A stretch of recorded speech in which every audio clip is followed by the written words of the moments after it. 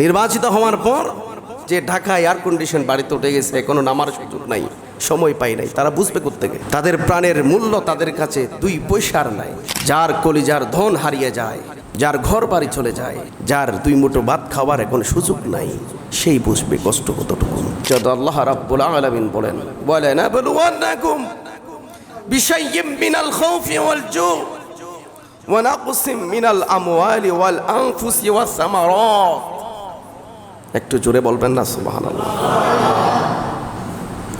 আমি তোমাদেরকে ভয় দিয়ে, ক্ষুধা দিয়ে, ধ্বংস দিয়ে, ক্ষতি দিয়ে, ক্ষেত খামারির ক্ষতি দিয়ে, বিভিন্নভাবে তোমাদের ব্যবসায়ী ধস দিয়ে, ব্যবসায়ী ক্ষতি দিয়ে, বিভিন্নভাবে আমি পরীক্ষা করব, কিন্তু হতাশ হওয়া যাবে।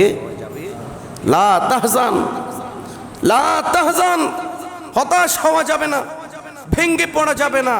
তোমরাই সফল হবে যদি তোমরা মুমিন হতে পারো। জোরে বলেন, কথা বলেন। হতাশ হওয়া যাবে। ওয়ালানাবলুওয়ান্নাকুম বিশাইয়্যিম মিনাল খাউফি ওয়াল জু ওয়া নাকসিম মিনাল আমওয়ালি ওয়াল আনফুসি ওয়াস সামারাত। তোমাদেরকে আমি বিভিন্নভাবে পরীক্ষা করব, ভয় দিয়ে, ক্ষুধা দিয়ে, সন্তান কেড়ে নিয়ে, সন্তান দিয়ে, ব্যবসায়িক ক্ষতি দিয়ে, বিভিন্নভাবে আমি পরীক্ষা করব। কিন্তু আল্লাহ রাব্বুল আলামিন এই আয়াতের পরবর্তী অংশে বলছেন ওয়াবাশশিরিস সাবিরিন। জোরে বলেন সুবহানাল্লাহ।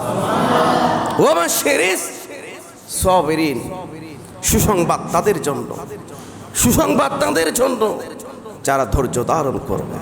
একটু জোরে বলেন সুবহানাল্লাহ। সেজন্য মুমিনদের হারানোর কিছুই নাই, হারানোর কোনো ভয় নাই।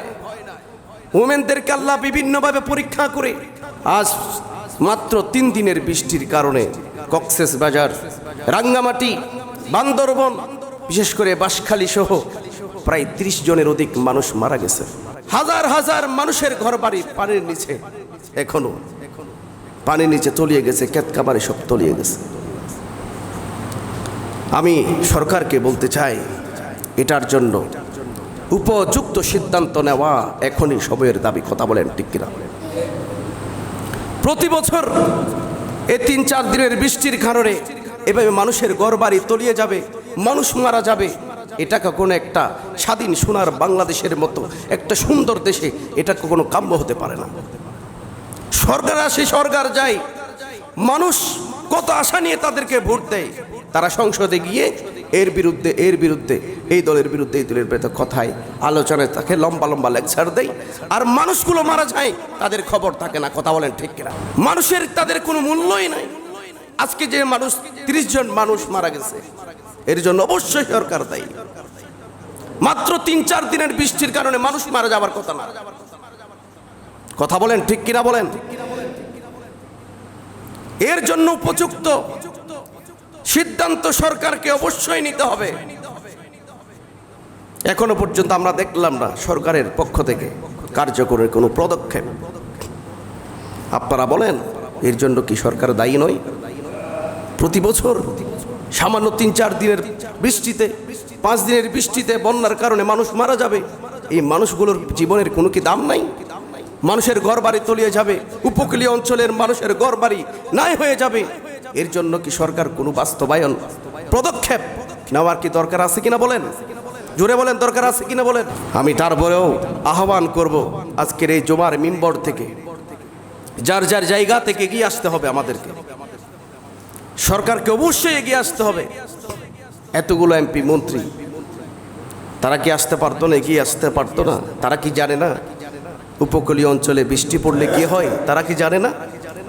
তারা যদি এগিয়ে আসতো, অন্তত কিছু মানুষের ঘর বাড়ি রক্ষা হতো, মানুষের প্রাণ রক্ষা হতো। তাদের তো যাই না, তারা বুঝবে না। নির্বাচিত হওয়ার পর যে ঢাকা এয়ার কন্ডিশন বাড়িতে উঠে গেছে, কোনো নামার সুযোগ নাই, সময় পাই নাই, তারা বুঝবে কোত্থেকে? তাদের প্রাণের মূল্য তাদের কাছে 2 পয়সার নাই। আমি সেজন্য বলি, মনে বড় কষ্ট নিয়ে বলি, আপনার গিয়েছে আপনি বুঝবেন, যার যাই সে বুঝবে। আপনার যদি না যায় আপনি বুঝবেন না, যে হারায় সে বুঝে।